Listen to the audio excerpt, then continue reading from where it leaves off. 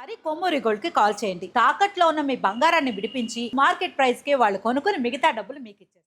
Hi, welcome to Manam TV. Manam TV ఉన్నది మన కోసం. నేను మీ journalist Manoj. So Donald Trump దిగొచ్చాడు. ఇప్పటిదాకా ట్రంప్ యొక్క ట్రంపరితనాన్ని చూపించి ప్రపంచ దేశాలకు నిజంగా వెగుటు పుట్టేలా చేశాడు. కానీ ఇప్పుడు అలాంటి డొనాల్డ్ ట్రంప్ మారాడు. ఇప్పటికీ భారతదేశం పైన 50% ట్రంప్ టారిఫ్ విధిస్తున్నాడు. దాంట్లో నుంచి ఒక 25% ఇప్పుడు దాన్ని కట్ చేస్తానని కూడా వేవర్ చేస్తాను. మొత్తం అన్నిటి మీద అన్ని కేటగిరీల్లో 25% సుంకాన్ని తగ్గిస్తానని చెప్పి ఇప్పుడు ట్రంపే డైరెక్ట్గా అన్నట్టు తెలుస్తుంది. సో దీనికి సంబంధించి అక్కడి ట్రెజరర్ ఆఫీసర్ బెసెంట్స్ కీలక వ్యాఖ్యలు చేశారు.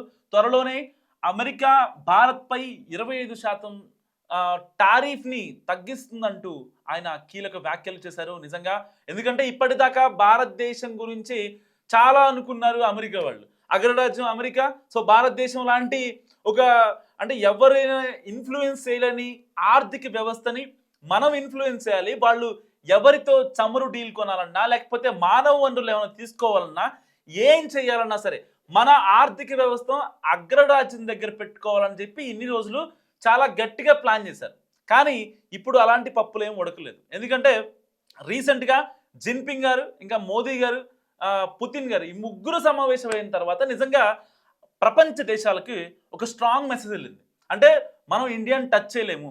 సో ఇండియాని టచ్ చేద్దాం అనుకుంటే దాని వెనకాల ఎన్నో కంట్రీస్ ఏకమవుతాయి. ఇప్పుడు రీసెంట్గా కంట్రీస్ తీసుకోండి, అండ్ రష్యా తీసుకోండి, సో ఇరాన్, ఇంకా సౌదీ అరేబియా, ఇలాంటి చాలా కంట్రీస్ మనతో స్నేహం చేయడానికి కావచ్చు, వాణిజ్య ఒప్పందాలు కావచ్చు, ఈవెన్ మన డ్రాగన్ కంట్రీ అయినటువంటి చైనా కూడా మనకి గట్టిగా సపోర్ట్ ఇస్తుంది. ఎక్సెప్ట్ పాకిస్తాన్, మిగతా వాళ్ళు మొత్తం కూడా మన దాంట్లో మన ఇంటర్నల్ ఆర్థిక వ్యవస్థ గురించి కానీ ఎక్స్టర్నల్గా గురించి కానీ ఏదైనా సరే మనకి సపోర్ట్ చేసే వాళ్ళే తప్ప ఎవ్వరూ కూడా మనల్ని కాదనే వాళ్ళు లేరు ప్రపంచ దేశాల్లో.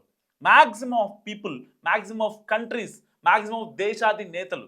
సో ఇలాంటి సర్కమ్స్టాన్స్లో ఇప్పుడు ట్రంప్కి ఏం చేయాలో అర్థం కాక మన మీద విధించిన ఏదైతే కేవలం రష్యా మీద రష్యా దగ్గర నుంచి మనం చమురు కొంటున్నామని ఒకే ఒక్క రీజన్తో మన మీద 25% ట్రంప్ 25% టారిఫ్ని ఎక్స్ట్రాగా విధించాడు.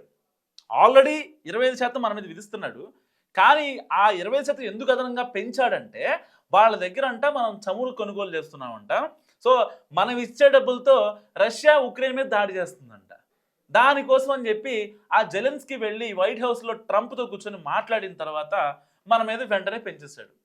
బేసిక్గా ఒక రకంగా చెప్పాలంటే మనం ఒక దేశానికి సహాయం చేసాం తప్ప ఎవరికి కూడా ఏ దేశానికి కూడా మనం హాని చేయలేదు ఇప్పటివరకు.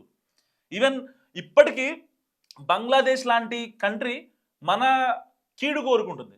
సో అయినా సరే మనం వాళ్ళకి మంచిగా కోరుకుంటున్నాం. మంచి కోరుకున్నాం కాబట్టి వాళ్ళని పాకిస్తాన్ నుంచి పక్కన పెట్టాం. ప్రపంచ దేశాల దౌత్యం పరంగా మన దౌత్యవేత్తలు ఎవరైనా సరే చాలా హంబుల్గా, చాలా సాఫ్ట్గా, జెంటిల్గా రియాక్ట్ అవుతూ ఉంటారు, ముందుకెళ్తూ ఉంటారు. ఇలాంటి నేపథ్యంలో, ఇలాంటి ఒక ప్రత్యేక పరిస్థితిలో ఏ రోజు భారత్ పిచ్చి పిచ్చిగా బిహేవ్ చేయలేదు. ఎక్సెప్ట్ పెహల్గామ్ ఎందుకు పిచ్చి పిచ్చిగా అన్నానంటే పాకిస్తాన్ వాళ్ళు పిచ్చి పిచ్చిగా చేశారు, మనోళ్ళు ఇంకా దానికి డబుల్ ఇంపాక్ట్ ఇవ్వాలి. కానీ మనం చాలా ఆలోచించి వాళ్ళకి ఒక నెక్స్ట్ లెవెల్ నరకమేంటో చూపించాం. ఇన్ని కాన్సిక్వెన్సెస్లో ఎలాగైనా సరే భారతదేశాన్ని ఇబ్బంది పెట్టాలి అన్నది మాత్రమే ట్రంప్ యొక్క ఉద్దేశం.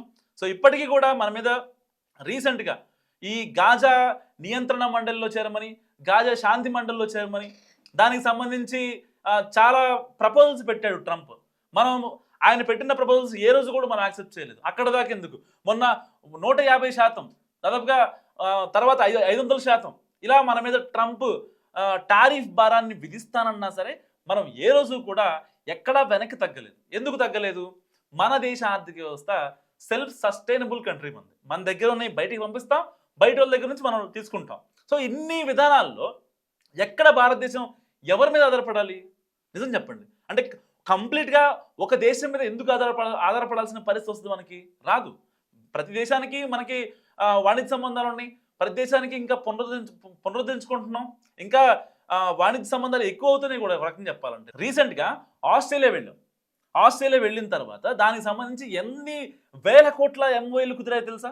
అండ్ ఇప్పుడు ప్రజెంట్ వరల్డ్ ఎకనామిక్ ఫోరం నడుస్తుంది. దానికి సంబంధించి భారతదేశం నుంచి చాలామంది సీఎంలు వెళ్ళారు. సో ఇలా అంటే మన ప్రతి దేశంతో కనెక్టివిటీ పెంచుకుంటాం, ప్రతి దేశంతో బిజినెస్ చేస్తాం. వాళ్ళు గనక మంచిగా ఉంటే మనం నెక్స్ట్ లెవెల్లో ఉంటాం. వాళ్ళు గనక దుష్మన్ చూయించాలి అనుకుంటే మోడీ గారు వెంటనే దానికి సంబంధించిన రాకెట్ రెడీ చేస్తూ ఉంటారు ఢిల్లీలో.